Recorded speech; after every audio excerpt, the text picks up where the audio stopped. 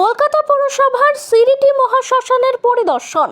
শীততাপ নিয়ন্ত্রিত প্রতীক্ষালয় মন্দিরের পাশেই গঙ্গা জলের পুষ্করণী, যেখানে অস্থি বিসর্জন দিয়ে পাশেই সবুজ পার্কে ঘুরে আসতে পারেন।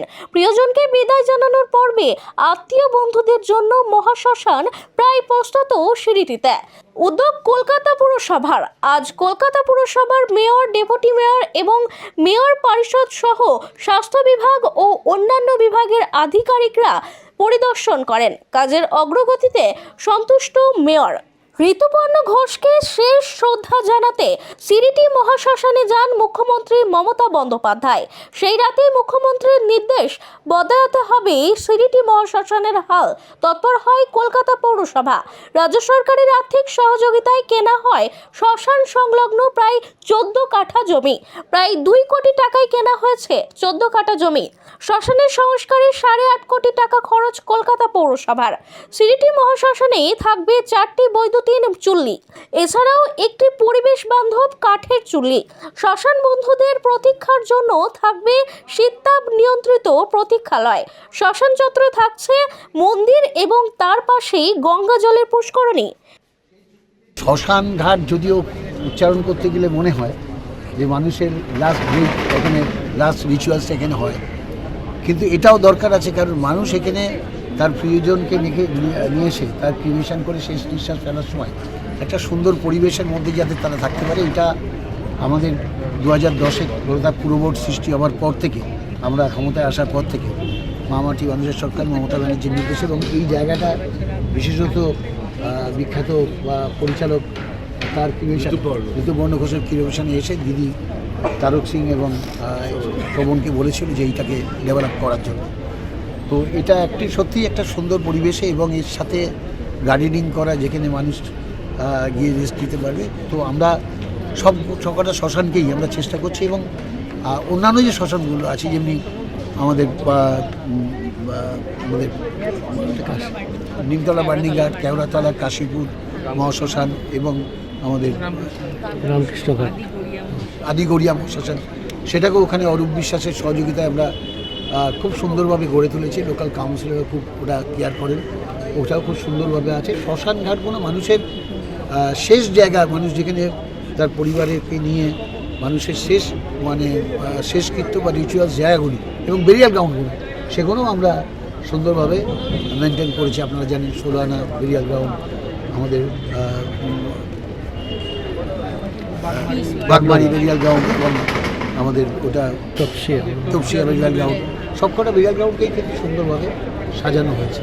তো এটা আমাদের মূল উদ্দেশ্য হচ্ছে যে মানুষের যেখানে শেষ নিঃশ্বাসের পর ফেলার পর মানুষের যেখানে রিচুয়ালসগুলো, শেষকৃত্যগুলো যেখানে হয়, সেটা বেরিয়াল গ্রাউন্ড অবস্থান হোক এবং আমাদের বার্নিং ঘাট হোক, সব জায়গাগুলো সুন্দরভাবে সাজানো, এটা আমাদের লক্ষ্য, এবং সেই লক্ষ্যে আমরা অনেকটা সফল হয়েছি।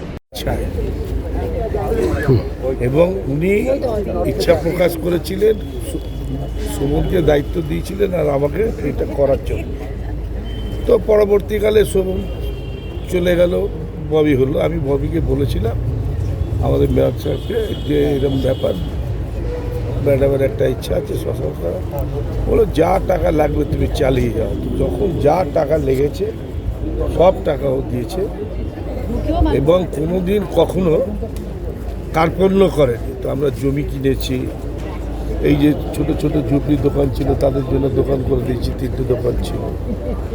তো এটা কৃতিত্ব যদি দিতে হয় মুখ্যমন্ত্রী ফিরহাদ হাকিম, আমি কাজটুকু করেছি। কি থাকছে, ফেসিলিটিস কি থাকছে এখানে, মানে নতুন যে জিনিসগুলো থাকছে সেটা হচ্ছে পুকুর কেটে গঙ্গার জল,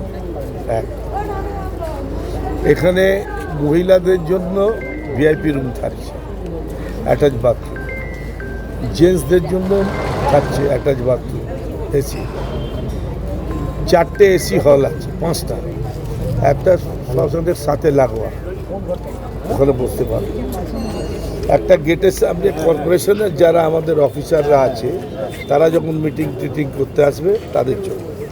আর এইখানে লিফট লাগিয়ে এসি হল করেছে সাধারণ যাত্রীদের জন্য, এগুলো সব নতুন।